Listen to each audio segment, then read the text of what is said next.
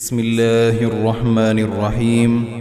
حضرت سیدنا عبداللہ ابن عمر رضی اللہ تعالی عنہما روایت کرتے ہیں کہ اللہ کے نبی صلی اللہ علیہ وسلم اپنے صحابہ کے ساتھ جب کسی بلندی پر چڑھتے تو اللہ اکبر کہتے، اور جب کسی اترائی کی طرف اترتے یعنی کسی وادی میں اترتے تو سبحان اللہ کہتے۔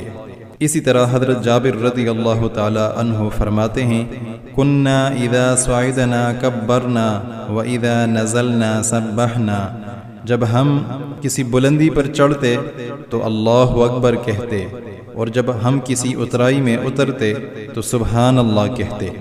ہمیں بھی چاہیے کہ جب ہم نیچے سے اوپر جائیں یعنی ہم سیڑھیاں چڑھیں تو اللہ اکبر کہیں، اگر ہو سکے تو ہر سیڑھی پر اللہ اکبر کہتے جائیں۔